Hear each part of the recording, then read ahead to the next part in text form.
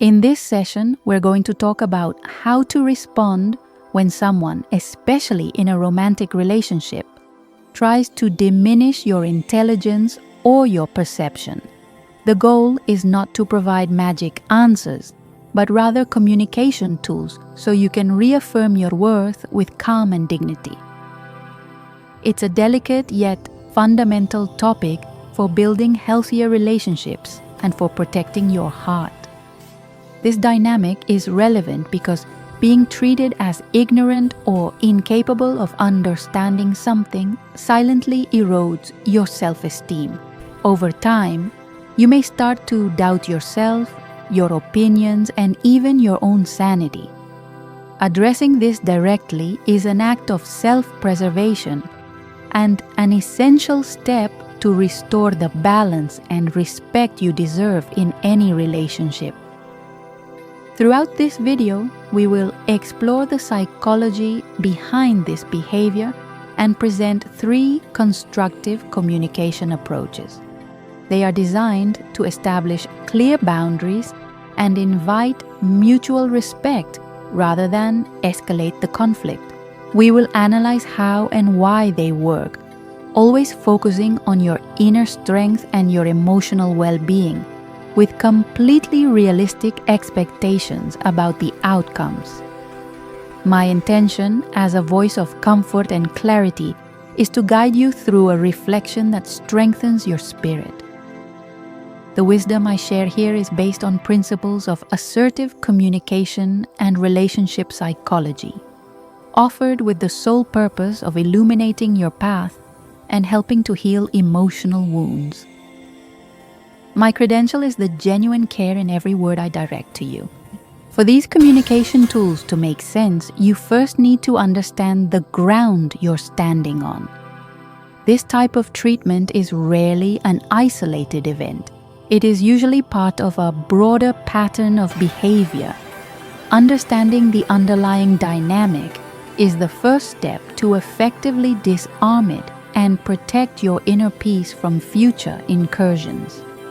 The act of being treated with condescension, often called mansplaining or invalidation, is a power tactic, whether conscious or not.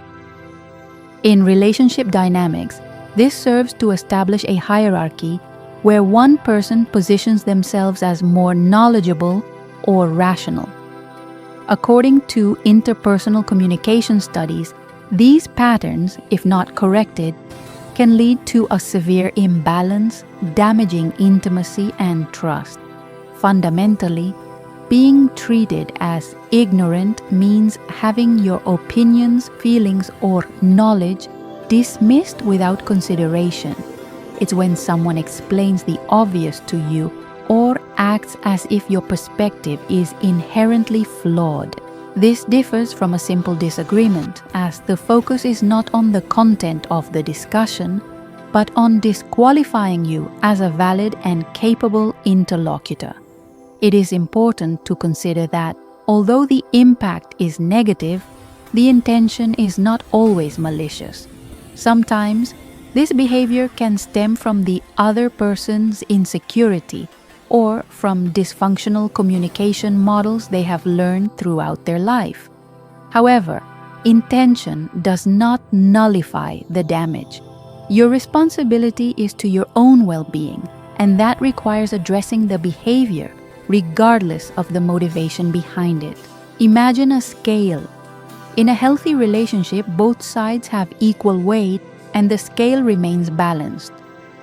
When condescension comes into play, it's as if one side adds extra weight to lift themselves up, forcing your side down. The goal is not to remove the other person from the scale, but to reclaim your weight and your space so that balance can be restored. With this understanding of the dynamic at play, it becomes clearer that a reactive or aggressive response would only add more instability to the scale. The most effective approaches are those that, calmly and firmly, remove these extra weights and invite an interaction between equals. It's about transforming the communication, not about winning a battle of egos. The first approach is an invitation to clarity, focused on interrupting the pattern without direct accusation. Instead of reacting to the content, you focus on the form of communication. A phrase like, "The way you're explaining this to me makes me feel diminished. Can we please talk about this as equals?"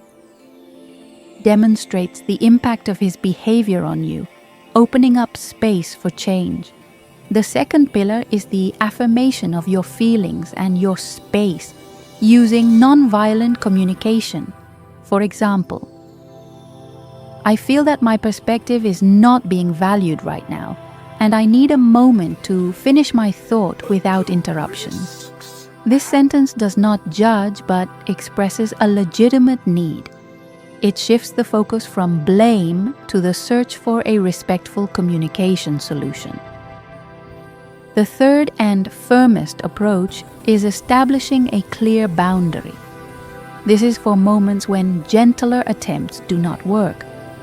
You can say, "I am not going to continue this conversation while I feel I'm being treated with disrespect. We can resume later when we can both communicate calmly and respectfully." It is the final affirmation that you will not participate in harmful dynamics. It is crucial to understand that the effectiveness of these phrases has its limitations. They are not magic spells. If the other person is unwilling to reflect on their own behavior, or if the dynamic of disrespect is deeply ingrained, the response may be defensive or even hostile. Success here is not measured by his reaction, but by your courage to honor yourself.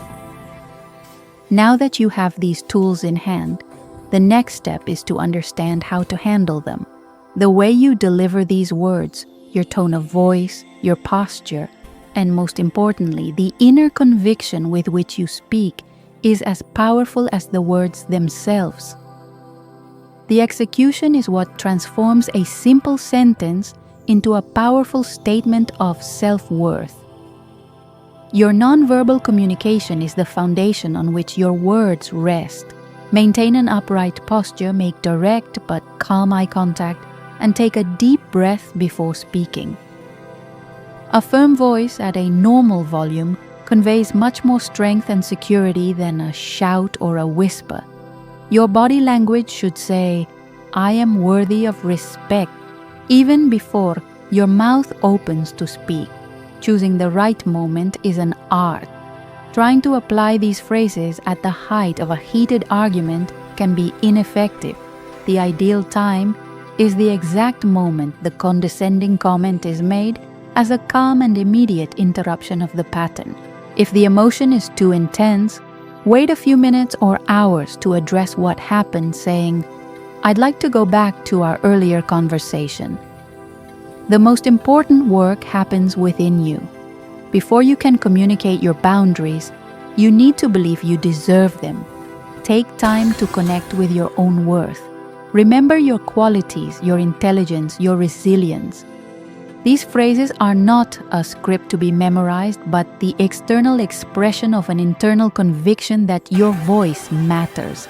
If you are looking for support to strengthen this conviction, consider subscribing to this channel to receive messages that nourish your soul.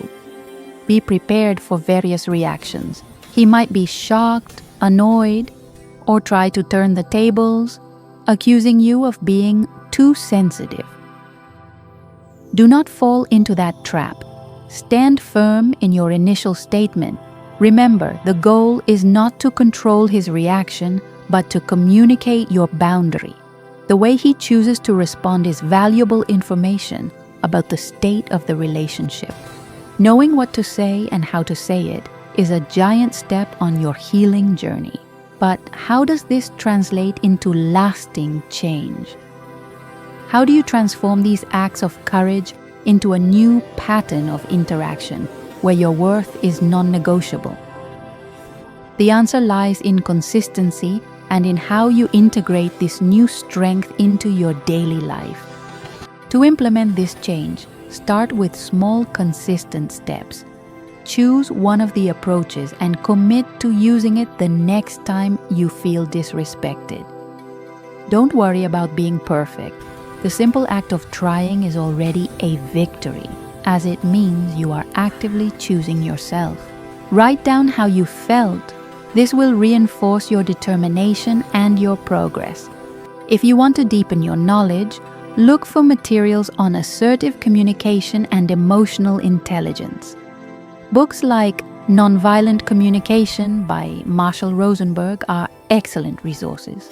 Additionally, sharing your experiences with a trusted friend or in support communities can provide the validation and strength needed to continue on this path of empowerment. Be realistic with your expectations. Changing a relationship dynamic that took months or years to form will not happen overnight. There will be good days and difficult days. The most important and immediate result is not his change, but yours. Every time you stand up for yourself with respect, you heal a part of your heart and strengthen your soul.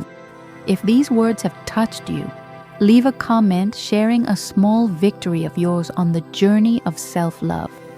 Your story could be the inspiration that another woman reading in silence needs to find her own voice. Let's create a chain of strength and support together, reminding each other that we are not alone on this journey. Always remember, your perception is valid, your intelligence is unquestionable, and your voice deserves to be heard. Demanding respect is not an act of confrontation, but the purest act of self-love. You are the guardian of your heart and your dignity. Continue to honor yourself, because in doing so, you allow your inner light to shine brighter than any shadow.